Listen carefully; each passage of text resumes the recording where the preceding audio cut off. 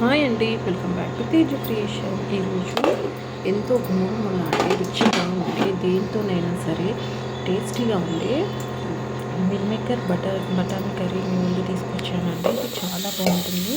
ముందుగా మిల్ మేకర్ని వేడి నీళ్ళలో వేసి జ్యూసి అయిన తర్వాత తీసేసి చల్లగలో వేసి వెళ్ళి పక్కన పెట్టుకోవాలి. తర్వాత ఉల్లిపాయ, పచ్చిమిర్చి, అల్లం వెల్లుల్లి పేస్ట్ వేయాక బఠానీ, అలాగే మిల్ మేకర్, టమాటా వేసి వేయించుకోవాలి.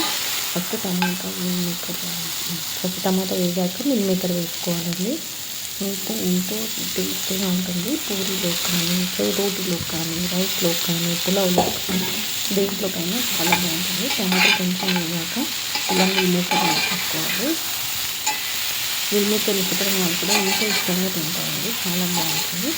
ఇంకా నేను ముందుకి రెసిపీస్ తీసుకొచ్చుకుంటాను.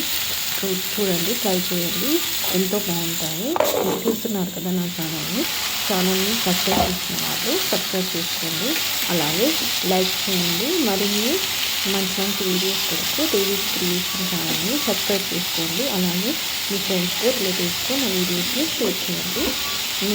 ఇంకా మంచి వీడియోస్ ముందుకు తీసుకొస్తాను. తర్వాత మిగిలిన కొంచెం వేయడాక తర్వాత మనం పౌడర్ని వేసుకోవాలి. పసుపు, ఉప్పు, కారం, ధనియాల పొడి, జీరా పొడి, కొబ్బరి పొడి ఇవన్నీ వేసుకొని మంచిగా వేయడాక కలుపుకోవాలి. పెట్టుకొని కాసేపు మూత పెట్టుకోవాలి. అంతే. మళ్ళీ పక్కన కాసేపు వేడినీళ్ళు వేడి చేసుకోవాలి. బౌల్లో వేడి చేసుకొని మగ్గాక ఆ వేడినీళ్ళని దీంట్లో యాడ్ చేసుకోవాలి. ఎంతో సింపుల్గా రెడీ అయిపోతుంది. మన ఇంట్లో కూరగాయలు లేనప్పుడు ఇలా సింపుల్గా చేసి పెట్టుకోవచ్చు. ఊరికే పప్పు, ఆకుకూరలు, కూరగాయలు బోర్ వస్తాయి కదా, ఇలా చేసి పెట్టుకుంటే చాలా బాగుంటుంది. ఇంకా పోపులో మెంతికూర వేసినా కానీ చాలా బాగుంటుందండి. చిన్న మెంతికూర కానీ, మెంతాకు కానీ వేసినా కానీ చాలా బాగుంటుంది. నేను యాడ్ చేయలేదు, మీకు ఇష్టం ఉంటే యాడ్ చేసుకోవచ్చు.